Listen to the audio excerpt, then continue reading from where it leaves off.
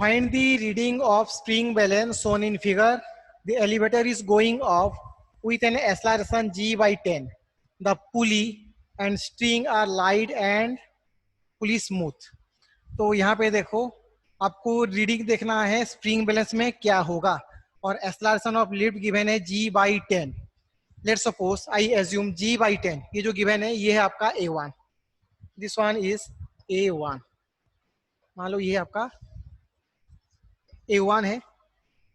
Okay, तो with respect to lift अगर मैं कहूं कि 3 kg नीचे के तरफ जा रहा है with acceleration a with respect to lift, तो 1.5 ऊपर की तरफ जाएगा विथ एक्सेलरेशन a.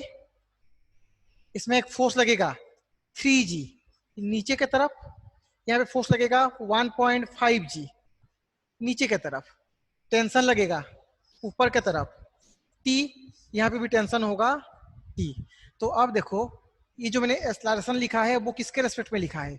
लिफ्ट के रेस्पेक्ट में, और लिफ्ट का एक्सेलरेशन है a1 that is g by 10. तो ये हो गया आपका नॉन इनर्शियल फ्रेम.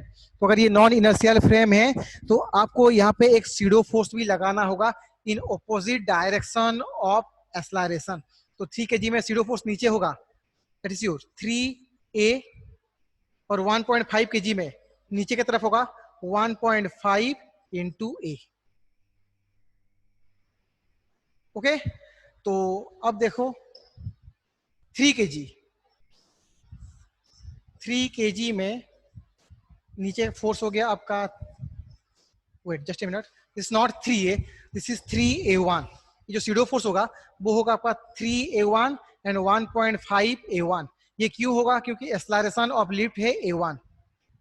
तो यहाँ पे सीडो फोर्स लगेगा आपका 3a1, डाउनवर्ड फोर्स हो गया आपका 3g, ऊपर की तरफ टेंशन है t, और एक्सेलरेशन हो गया a नीचे के तरफ. तो फिर से यहाँ पे लिख दो net force is equal to ma.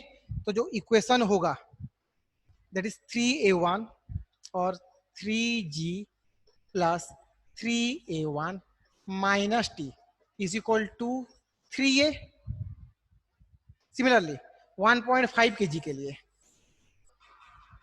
1.5 kg के लिए नीचे लगेगा force 1.5 a1 that is SIDO force, और एक लगेगा 1.5 g, ऊपर की तरफ होगा आपका टेंशन t, और बॉडी मूव्स हो रहा है अपवर्ड विथ एक्सेलरेशन a. तो tension is greater than pseudo force and mg. तो यहाँ पे होगा ये t is minus 1.5 a1 plus 1.5 g is equal to 1.5 a. तो अभी इन दोनों को हम सॉल्व करते हैं. आपको चाहिए यहाँ पे स्प्रिंग फोर्स, स्प्रिंग बैलेंस है तो आपको चाहिए स्प्रिंग फोर्स. तो स्प्रिंग फोर्स के लिए आपको यहाँ पे निकालना पड़ेगा टेंशन.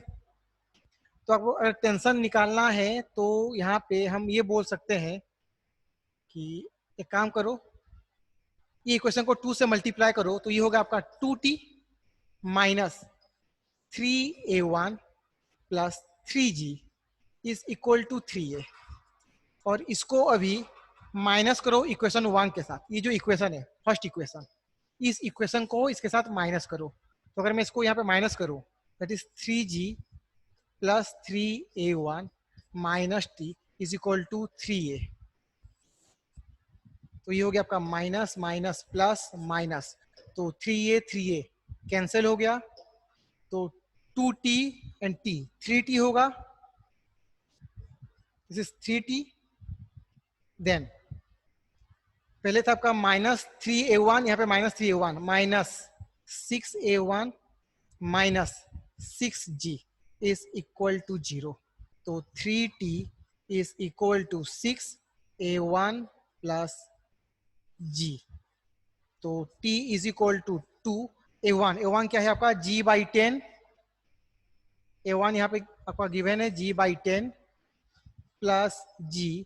तो टेंशन हो गया आपका 2 देन 10. तो फिर मल्टीप्लाई करोगे तो 10 11 22 डिवाइड बाई 10 ये हो गया आपका 22 डिवाइडेड बाई 10 जी। ओके, तो अब देखो आपको यहाँ पे क्या चाहिए, स्प्रिंग बैलेंस। तो स्प्रिंग पे देखो यहाँ पे हो गया आपका टेंशन टी टी, तो इस पुली पे डाउनवर्ड फोर्स हो गया टी, यहाँ पे हो गया टी, तो जो स्प्रिंग बैलेंस होगा that is your spring force, वो क्या हो जाएगा 2T। तो जो स्प्रिंग बैलेंस मेजर करेगा वो होगा आपका 2T। So 2T is equal to 2 into 2.2 g, that is 4.4 g, 4.4 g. तो स्प्रिंग बैलेंस का जो रीडिंग होता है वो रीडिंग शो करता है मास, तो जो मास वो शो करेगा वो क्या होगा आपका 4.4 G divided by G, 4.4 G by G. तो रीडिंग वो शो करेगा 4.4 kg।